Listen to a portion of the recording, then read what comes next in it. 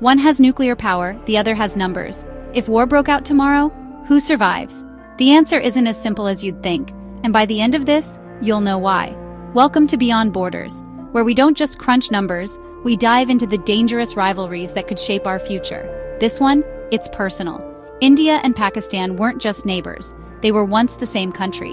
But in 1947, a brutal partition split the subcontinent in two. What followed was chaos. Millions displaced, over 1 million dead, and a seed of hatred that's still growing. Since then, the two nations have fought 3 wars, with the scars still visible along one of the world's most dangerous borders, Kashmir. A place so tense a single bullet could light the fuse on a nuclear disaster. And that's not hyperbole. In 2019, after a suicide attack killed over 40 Indian paramilitary troops in Kashmir, India launched an airstrike deep into Pakistani territory. Pakistan retaliated, fighter jets scrambled, missiles were loaded, the world held its breath. It took one phone call, to stop it from escalating further. But next time, we might not be so lucky. Let's break down what would happen if the unthinkable happened today. Who would dominate? Who would fall? And who might not survive? Bigger isn't always better, or is it? Let's start on the ground. India commands one of the largest armies in the world, over 1.4 million active personnel. It's a land force built for scale-armored divisions, artillery brigades, and infantry units trained for nearly every environment, from jungles to deserts to frozen peaks. On paper, it's a juggernaut. Pakistan's army? Smaller. Roughly 650,000 active troops, less than half of India's manpower. But what it lacks in numbers, it makes up in agility, specialization, and experience, especially in high-altitude warfare. Take the Kargil conflict of 1999. Pakistani soldiers infiltrated Indian positions across the line of control, some disguised as Kashmiri militants, and took control of strategic mountain peaks. India was caught off guard. It took weeks of bloody uphill battles and overwhelming artillery to push them back, and that was over 2 decades ago. Since then, both sides have evolved, but Pakistan's ground forces have trained relentlessly for mountain warfare, because they have to. The northwestern terrain is unforgiving. Operations there require speed, stealth, and surgical strikes.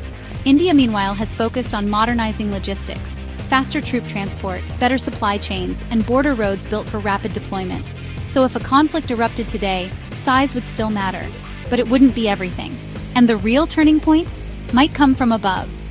One country rules the skies, the other strikes like lightning. India's air force is the 4th largest in the world, over 2,000 aircraft, Russian-made Sukhois, French Rafales, and American C-130Js. It's a force built not just for defense, but for deep strategic strikes. But speed is everything in a modern war. And Pakistan knows this. That's why Pakistan, with China's help, developed the JF-17 Thunder, a lightweight multi-role fighter jet. It may not have the same payload or range as India's aircraft, but it's cheap to produce, fast to repair, and deadly in short-range skirmishes. In the event of a sudden conflict, Pakistan wouldn't wait. Analysts believe they'd go for lightning-fast air raids, targeting Indian supply lines or air bases before India can organize its heavier air fleet. But there's a risk, a huge one, because once India's air force is mobilized, it doesn't just retaliate, it overwhelms. In fact, India's doctrine is offensive, designed to take the fight across enemy lines. Pakistan's, in contrast, is defensive, built around surviving the first wave, then retaliating with force.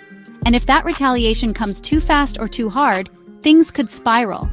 But we're not done, because while everyone's looking up at the sky, the real battle might be happening below the waves. The war might be decided far from the battlefield. India touches both the Arabian Sea and the Bay of Bengal, giving it a wide oceanic range. Pakistan, in contrast, has a narrow slice of coastline along the Arabian Sea. Sounds like an advantage, right? It is.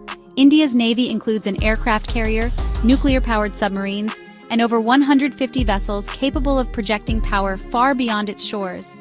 It's a regional naval heavyweight, but Pakistan plays a different game. Its navy is smaller, yes, but it's built around coastal defense and strategic disruption. Think stealthy subs, fast patrol boats, and sea denial tactics in narrow waters. The Strait of Hormuz, just off Pakistan's western coast, is one of the most critical oil choke points in the world.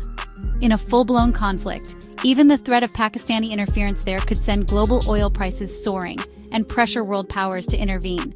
And India's response? It's betting on alliances. Through the Quad Alliance, with the United States, Japan, and Australia, India is quietly building a web of support across the Indo-Pacific. But remember, war isn't just about fleets or fighter jets. It's about fear. And nothing scares the world more than what both countries keep locked away. Deep underground. Both sides have nukes, but only one might strike first. Now we're entering the deadliest part of this face-off, because both India and Pakistan aren't just military powers, they're nuclear powers. India has an estimated 160 nuclear warheads. Pakistan, around 170. Not a massive gap. But where things get dangerous is not the number, it's the doctrine. India follows a strict no-first-use policy.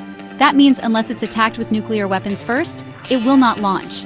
But Pakistan's doctrine is terrifyingly ambiguous.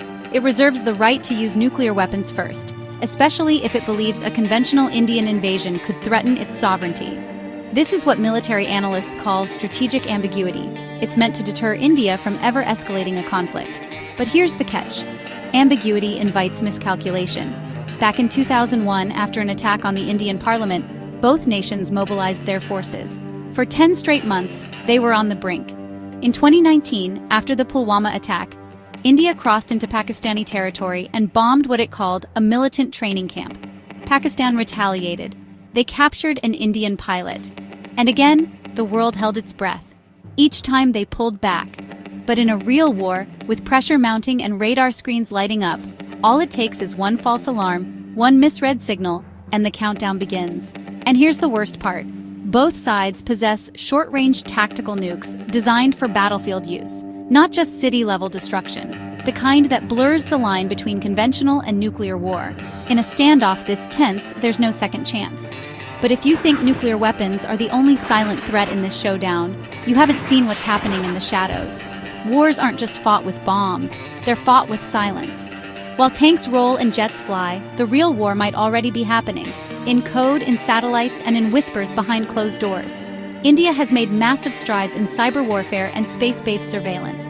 With its own constellation of military satellites, it can monitor troop movements in real time, across borders, oceans, and even underground. Its cyber command is trained to disable enemy networks, jam communications, and intercept missile systems. Think, paralyze the enemy before they even fire a shot. And then there's RAW, India's elite intelligence agency, silent, deep, and deadly. It's been accused, though never proven, of cross-border operations, political manipulation, and high-level surveillance. But Pakistan isn't sitting idle. Its notorious ISI, Inter-Services Intelligence, is equally feared. Known for covert operations, proxy wars, and disinformation tactics, ISI has been called one of the most effective intelligence agencies in the world, and they've turned to drones, lots of them. With help from China and Turkey, Pakistan has ramped up drone production, deploying unmanned aerial vehicles for surveillance, border strikes, and even psychological warfare. These drones don't just attack, they record, they track, they intimidate. Now imagine this, while Indian jets target supply lines, Pakistani drones are already taking out fuel convoys deep behind enemy lines. While one side scrambles tanks, the other disables GPS, leaving them stranded in hostile terrain. It's a war you'll never see coming, because it's already happening. And yet, with all this power, tech, and firepower stacked on both sides, who would actually win? Let's break it down. Numbers, nukes, and nerve. Who walks away standing?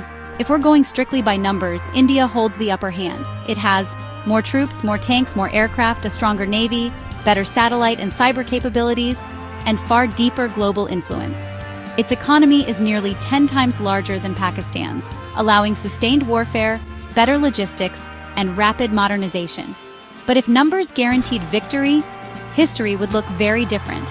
Pakistan has built its entire military around asymmetrical warfare, surviving a bigger enemy through speed, unpredictability, and bold strategy.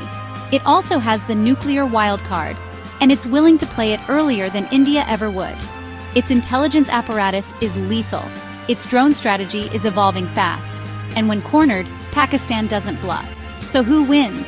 In a full-scale, all-out conventional war, India likely wins, but at an enormous cost. In a limited conflict like another skirmish over Kashmir, Pakistan could hit harder and faster than expected.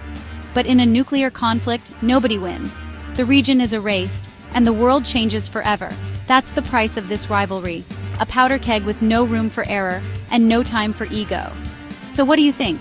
Who holds the real power, India or Pakistan? Drop your verdict in the comments. Who would survive if this powder keg ever ignited? And if you thought this breakdown was intense, wait till you see our next episode, China versus the US. A new Cold War? Subscribe for more epic geopolitical deep dives, and remember, geography isn't boring when war is on the line.